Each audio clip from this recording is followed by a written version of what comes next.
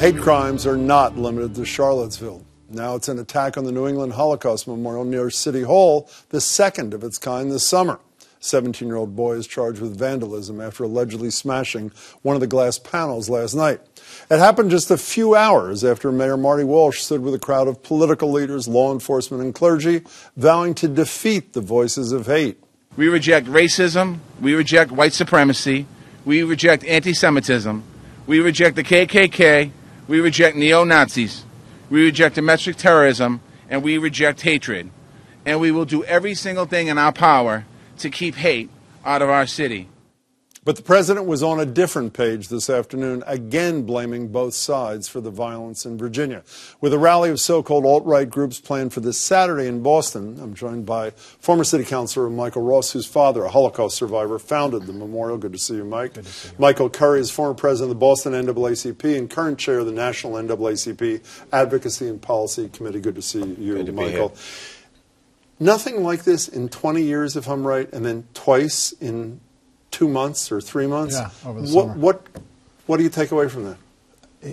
The individual incidents are still being reviewed, but you can't deny the climate, and you have to acknowledge that the reason why we're here is because of the climate in this country that is first and foremost being fed, fanned, and delivered by the President of the United States. I want to stay here just for one more second. We don't know yet why this second young man, the 17-year-old, right. we don't know what his alleged thinking is. I know the first guy's lawyer said there was a mental illness issue. We have no idea here, correct? Do you have any reason to believe that Charlottesville may have inspired this young man? Absolutely. I was away.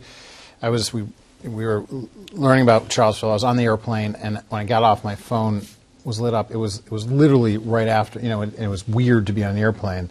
I had messages from the police commissioner, from the mayor, others. I knew something was up, and then we put it together. And they were just, it was odd for me to be on this plane, but they were contemporaneous to each other, and they occurred in the same context.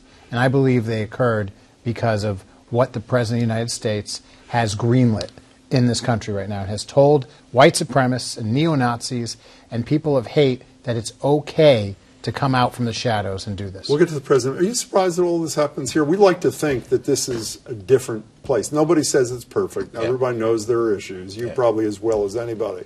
But are you surprised by 2 times? And I'm not surprised. And why not? I think for anyone who does this work, and you think of the ADL, the NAACP, and other organizations representing many different groups who monitor this stuff, who get the reports directly to our offices, this is not uncommon stuff. I think the reality is, as the former counselor said here, we are an awakened nation to realize that there are many racist folks, many neo-Nazi KKK folks who are teachers, are doctors, are lawyers, are the next-door neighbor, and they've been allowed to sort of step out of the shadows under this president. But is it possible, and by the way, I'm in no way minimizing this, so please don't send me angry email is it possible this is just a stupid, maybe drunk young kid who decided to do something obscene? I think it is possible, and I think as we get more details, and as Michael said, that information is probably some he will know even better than me, but I think what is telling here is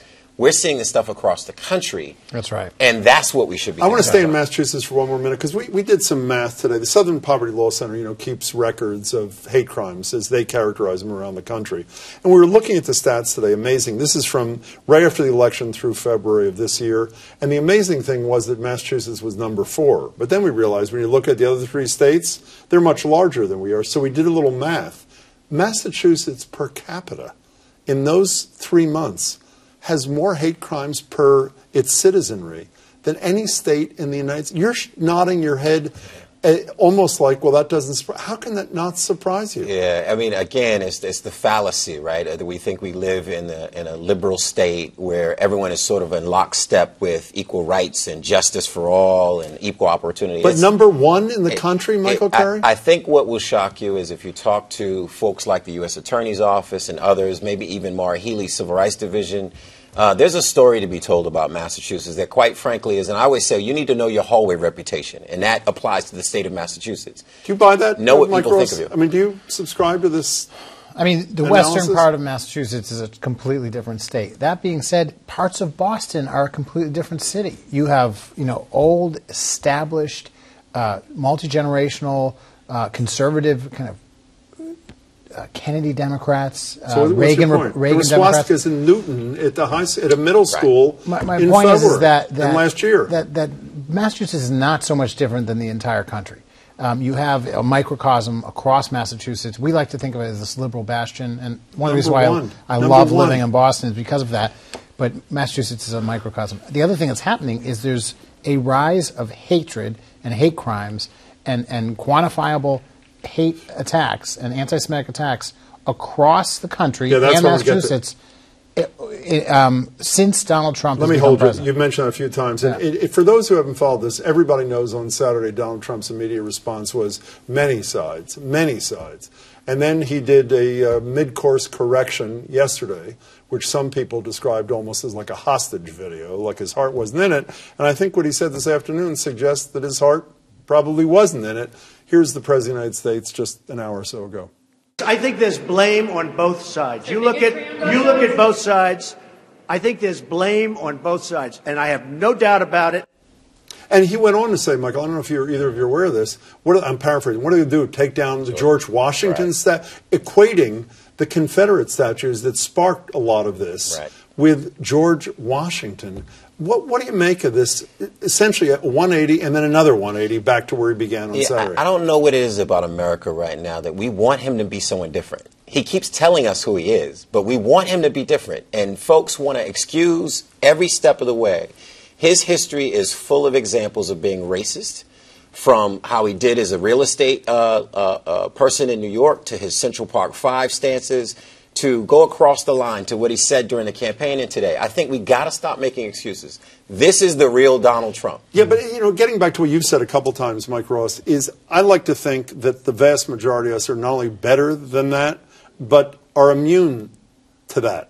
So why is it that there has been this uptick that you've described and attributed to this guy?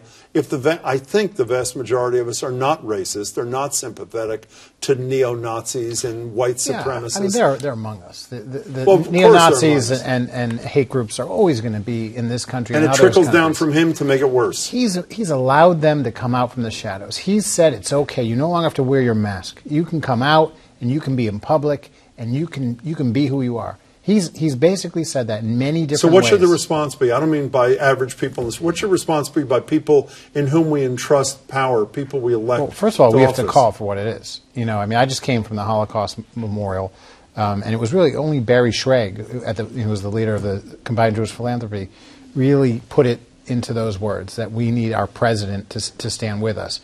A lot of people are tiptoeing around this issue. There were a few people who stepped down, those CEOs who stepped down. You have institutions. That's a pretty big deal, by the way. Big deal. But there are institutions across this country and in this city that don't want to rock the boat. They don't we want to also say need Republican leaders. It's one thing for a Democrat to criticize a Republican president. So how does this all translate into Saturday? Tomorrow night, Mayor Walsh and the police commissioner are going to be here. Obviously, Saturday is a scary proposition. I know they're preparing. What are you thinking about in preparation for this day? Yeah, so there's a lot of us thinking about it. I think we are in a great position. I will give complete confidence in the commissioner because I've talked to Commissioner Evans. I know he's thoughtful about it. Chief Gross and others will be planning for this. I know the mayor is thinking and planning for making sure that we do not have the same situation here that we had in Charlottesville. So I'm confident that we won't have it. We may see the same voices, the same faces that we saw, some of the same faces. But the reality is we're a much more prepared city than I think others. But we should not walk away with this without the realization that Massachusetts and Boston could be susceptible to that same hatred. By virtue of these numbers. You only have 15 seconds. What's your anticipation of Saturday? I'll be there. I'll be there on Saturday with my fiance, and this is our new normal. This is our new life. Instead of doing things that we want to do, we got to go out and fight against racism and bigotry that's been foisted or hoisted at us by the President of the United States. Pretty important way to spend a day, I would say, Mike Ross. I think so. Mike, good to see you. All right. Mike, good to see you. Always. Thanks so much, gentlemen, for your time.